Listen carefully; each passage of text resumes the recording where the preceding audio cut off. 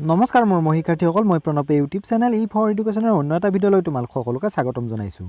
মোৰ শিক্ষাৰ্থীসকল আজি মই তোমালোকৰ মাজলৈ লৈ আহিছোঁ হায়াৰ ছেকেণ্ডাৰী ছেকেণ্ড ইয়াৰৰ লজিক এণ্ড ফিলচফি নামৰ বিষয়টোৰ দ্বিতীয় খণ্ডৰ প্ৰথম অধ্যায় আগমনৰ ভিত্তি।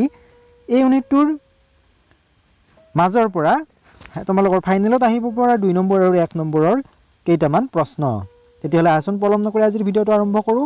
আৰু তাৰ আগতে তোমালোকলৈ এটা অনুৰোধ, মোৰ চেনেলটো যদি ছাবস্ক্ৰাইব কৰা নাই তেতিয়াহ'লে ছাবস্ক্ৰাইব কৰি দিবা আৰু কাষতে থকা বেল আইকনটো প্ৰেছ কৰি দিবা মই দিয়া এনেকুৱা ধৰণৰ শিক্ষামূলক ভিডিঅ'সমূহ নিয়মিতভাৱে পাই থাকিবলৈ।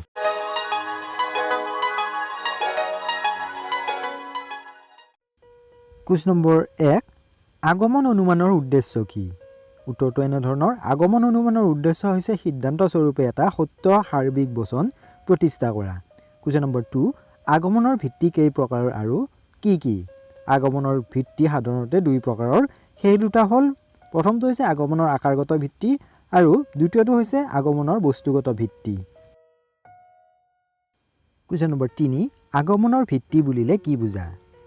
উত্তৰটো হ'ব শুদ্ধ যথাৰ্থ সামান্য বচন পাবৰ কাৰণে আগমনে বিশেষ কিছুমান কথাৰ ওপৰত ভিত্তি কৰি জ্ঞাত সত্যৰ পৰা অজ্ঞাত সত্যলৈ যাব লগা হয়, ইয়াকে আগমনৰ ভিত্তি বুলি কোৱা হয়। কুৱেশ্যন নম্বৰ 4, আগমনত কেইটা আকাৰগত ভিত্তি মানি লোৱা হয় আৰু কি কি? আগমনত 2টা আকাৰগত ভিত্তি মানি লোৱা হয়, সেই দুটা হ'ল প্ৰথমটো হৈছে প্ৰকৃতিৰ একৰূপতা বিধি আৰু দ্বিতীয়টো হৈছে কাৰ্যকাৰণ বিধি। কুৱেশ্যন নম্বৰ 5, আগমনৰ আকাৰগত ভিত্তি কাক বোলে? উত্তৰটো এনেধৰণৰ, বিশেষ বিশেষ দৃষ্টান্তবোৰৰ পৰা সামান্য সত্যত উপনীত হওঁতে আৰু ইয়াৰ আকাৰগত সত্যতা প্ৰতিষ্ঠা কৰিবলৈ হ'লে আগমনে যিবোৰ বিধি বা নিয়মৰ ওপৰত নিৰ্ভৰ কৰে সেই বিধি বা নিয়মবোৰকে আগমনৰ আকাৰগত ভিত্তি বোলে। কুৱেশ্যন নম্বৰ 6, আগমনৰ বস্তুগত ভিত্তি কাক বোলে?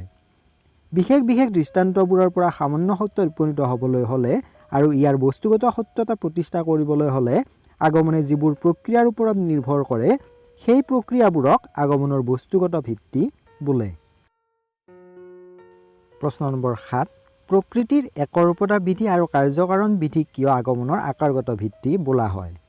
উত্তৰটো হ'ব, যিহেতু প্ৰকৃতিৰ একৰূপতা বিধি আৰু কাৰ্যকাৰণ বিধিৰ সহায়তে এটা যথাৰ্থ সাৰ্বিক বচনৰ আকাৰগত সত্যতা প্ৰতিষ্ঠা কৰিব পাৰি, সেয়েহে এই 2 বিধিক আগমনৰ আকাৰগত ভিত্তি বোলা হয়। কুৱেশ্যন নম্বৰ 8, প্ৰকৃতিৰ একৰূপতা বিধিৰ অৰ্থ কি? প্ৰকৃতিৰ একৰূপতা বিধিৰ অৰ্থ হ'ল একে অৱস্থাত প্ৰকৃতিয়ে একেদৰে আচৰণ কৰে। প্ৰকৃতিৰ আচৰণ একৰূপী, প্ৰকৃতিৰ ৰাজ্য নিয়মৰ অধীন, প্ৰকৃতিত কোনো বিশৃংখলতা নাই, নিৰ্দিষ্ট পৰিস্থিতি একোটা প্ৰাকৃতিক ঘটনাই সদায় একেদৰে আচৰণ কৰে। এক বিশেষ পৰিস্থিতিত ঘটা ঘটনাৰ এটাৰ সেই একে বিশেষ পৰিস্থিতিৰ উদ্ভৱ হ'লে ঘটনাটোৰ পুনৰাবৃত্তি হ'ব। কোনো আকস্মিক কাৰণৰ আবিৰ্ভাৱ নোহোৱালৈকে প্ৰকৃতিয়ে নিজৰ নিয়ম কেতিয়াও ভংগ নকৰে। কুৱেশ্যন নম্বৰ 9, আকাৰৰ ফালৰ পৰা প্ৰকৃতিৰ একৰূপতা বিধি কেইটা ভাগত ভাগ কৰিব পাৰি আৰু কি কি? আকাৰৰ ফালৰ পৰা প্ৰকৃতিৰ একৰূপতা বিধিক 2টা ভাগত ভাগ কৰিব পাৰি, সেই দুটা হৈছে অনুক্ৰমিতাৰ একৰূপতা আৰু সহাৱস্থানৰ একৰূপতা। কুৱেশ্যন নম্বৰ 10, অনুক্ৰমণিতাৰ একৰূপতাৰ এটা উদাহৰণ দিয়া। অনুক্ৰমণিতাৰ একৰূপতাৰ এটা উদাহৰণ হ'ল দিনৰ পিছত ৰাতি হয় আকৌ ৰাতিৰ পিছত দিন হয়। কুৱেশ্যন নম্বৰ 11, সহাৱস্থানৰ একৰূপতাৰ এটা উদাহৰণ দিয়া। সহাৱস্থানৰ একৰূপতাৰ এটা উদাহৰণ হ'ল গাখীৰ বগা, পানী পনীয়া, কয়লা কলা ইত্যাদি। কুৱেশ্যন নম্বৰ 12, আগমনৰ বিৰোধাভাস বুলিলে কি বুজা?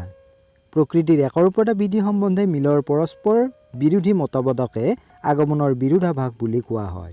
মিলৰ মতে প্ৰকৃতিৰ একৰূপতা বিধিটো সকলো আগমনৰে এক আকাৰগত ভিত্তি আৰু পূৰ্ব স্বীকাৰ্য। এই বিধিক সকলো আগমনৰ সাৰ্বিক সিদ্ধান্ত প্ৰতিষ্ঠাৰ ক্ষেত্ৰত আগতীয়াকৈ স্বীকাৰ কৰি লোৱা হয়। প্ৰকৃতিৰ আচৰণ এক বুলি মানি নল'লে আমি বিশেষ বিশেষ জ্ঞানৰ ভিত্তিত সামান্য বচন প্ৰতিষ্ঠা কৰিব নোৱাৰোঁ। প্ৰকৃতিৰ একৰূপতা বিধিক প্ৰমাণ কৰিব নোৱাৰি, ই এক স্বতঃসিদ্ধ নিয়ম, কিন্তু এই বিধিৰ ওপৰত নিৰ্ভৰ কৰিয়ে সকলো আগমনৰ সিদ্ধান্ত প্ৰমাণিত হয়। এই বিধিয়ে সকলো আগমনৰ মূল আশ্ৰয় বাক্য, সেয়েহে এই বিধিটোক অৱশ্য স্বীকাৰ্য স্বতঃসিদ্ধ বুলি মানি লোৱা হয়। এবাৰ মিলে প্ৰকৃতিৰ একৰূপতা বিধিটোক পূৰ্ব স্বীকাৰ্য আৰু এবাৰ সিদ্ধান্ত বুলি ক'লে।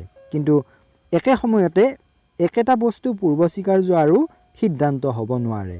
গতিকে মিলৰ এই বিধিটো পৰস্পৰ বিৰোধযুক্ত।